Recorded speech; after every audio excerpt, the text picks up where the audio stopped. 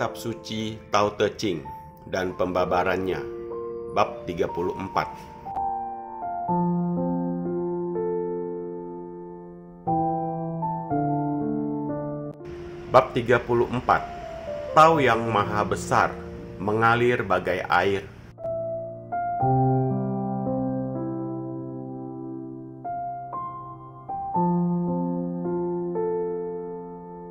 Satu. Tao yang maha besar mengalir bagai air dan menggenangi segala sesuatu hingga bersamaan di sebelah kiri dan kanan. 2. Segala benda dan makhluk hidup mengandalkan kepadanya, sedangkan ia tidak menolak untuk menghidupi semuanya dengan tak henti-hentinya dan tanpa beristirahat.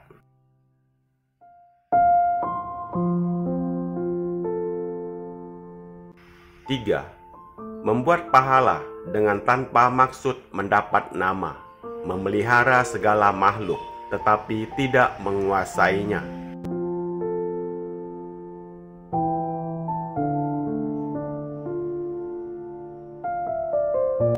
4. Sifat Tao langgeng dan abadi, tanpa pamrih, hingga dalam pandangan manusia dinamakan kecil dan tidak mewah.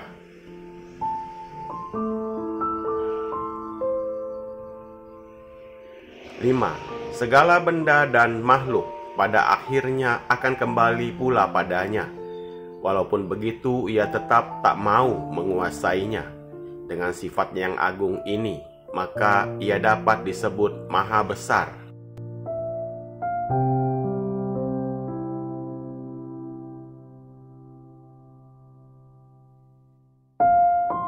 6. Oleh karena dari permulaan hingga sampai pada akhirnya ia tidak menyombongkan dan membesar-besarkan diri sendiri, maka justru hal demikian ini membuatnya sempurna dan maha besar. Seperti apa yang dikatakan Nabi Kongzu dalam kitab Pyongyong bab 16 yang mengungkapkan kegaiban dari Kuishen, yaitu gaya gaib yang menguasai seluruh alam.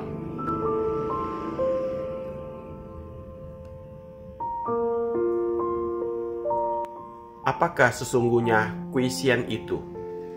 Tak dapat diterangkan dengan kata-kata, karena tak ada kata-kata di dunia ini yang demikian sempurna hingga dapat menjelaskan tentang Kuishen itu. Maka hanya dapat dikatakan gaya gaib yang berkuasa di seluruh alam. Lebih jauh dikatakan, dilihat tak kelihatan, didengar tak kedengaran, namun tak ada benda yang tidak diliputi olehnya.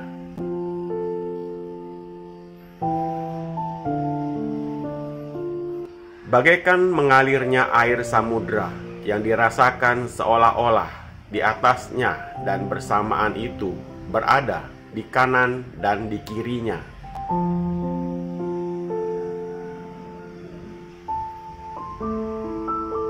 Keterangan tersebut di atas sesuai dengan uraian Lao Tzu yang mengungkapkan sifat Tao yang sama dan yang tak dapat dijelaskan dengan kata-kata.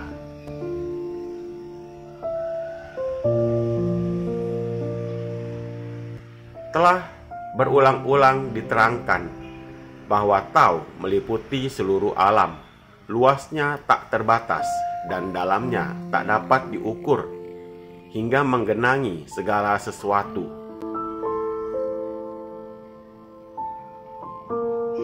Bagaikan orang yang menceburkan diri dalam sungai, sekujur tubuhnya terbenam di dalam air. Begitulah seluruh alam ini terbenam di dalam Tao. Pasal 1. Tao adalah gaya gaib dari alam yang senantiasa mencipta, memelihara, dan menghidupi segala makhluk di seluruh alam ini dengan tanpa ada batasnya. Pasal 2.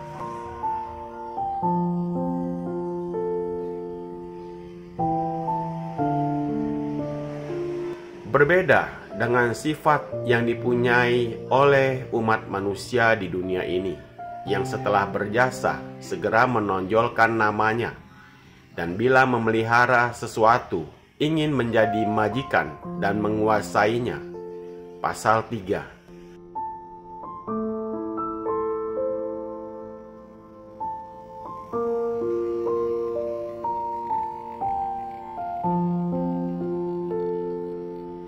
Oleh karena tahu bersifat samar dan walaupun berjasa tak menonjolkan diri, tidak pamer dan tidak sombong, hingga manusia umumnya tak mengetahui kebesarannya.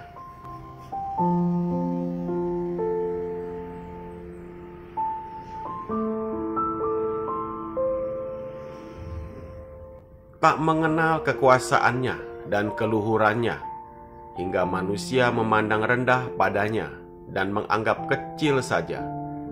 Pasal 4-5. Di dalam bab ini, Lao Tzu mengungkapkan kebesaran Tao. Dinyatakan bahwa Tao meliputi segala benda di muka bumi ini.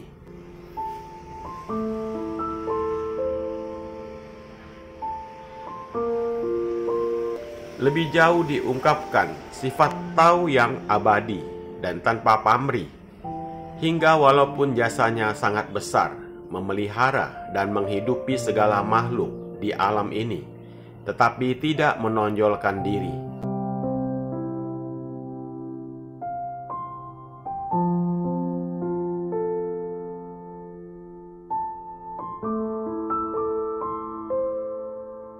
Tidak pamer dan sombong, hingga manusia tidak dapat mengetahui kebesarannya, memandang kecil padanya, padahal sifat yang tak mempunyai pamrih itu luhur adanya.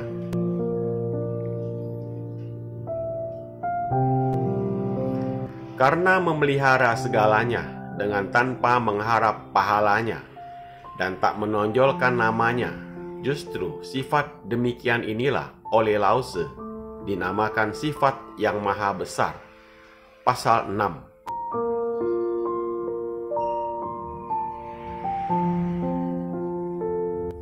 Semoga bermanfaat.